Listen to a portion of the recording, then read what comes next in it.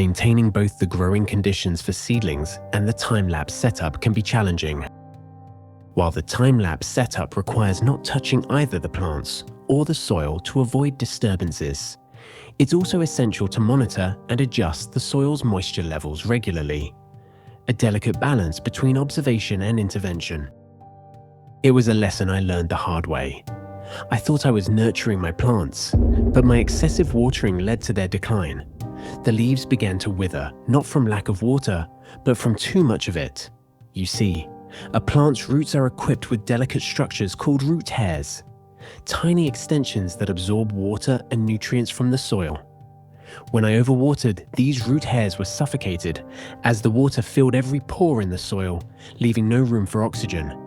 Without oxygen, the root cortex and xylem tissue struggled to function, causing the roots to rot instead of nourish the plant. The leaves, starved for nutrients, began to yellow and dry out. But there's hope. Through regular observation, I realized that even if a few leaves are lost, the plant can often be saved. By recognizing the signs early and adjusting my watering habits, I gave the roots a chance to breathe again, and the plant slowly began to recover.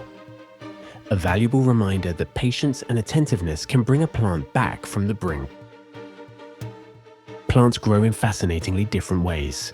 Climbing vines, for example, stretch outward from the tips of their shoots, constantly searching for something to cling to. Trees, on the other hand, thicken their trunks as they reach for the sky, sending out branches as they expand.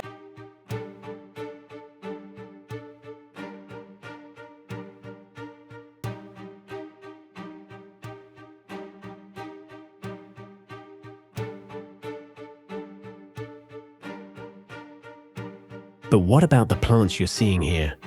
Let's start with Opuntia, a type of cactus. Unlike trees or vines, cacti grow primarily at their tips. The growth occurs at the top, where the new cells are produced in what's called the apical meristem. This is why we see Opuntia petals elongating from the top, gradually reaching upward and outward. Now, in contrast, we have plants from the Bromeliaceae family, such as Dicea or Hectea. These plants grow very differently. Instead of elongating from the tip, their leaves grow from the base.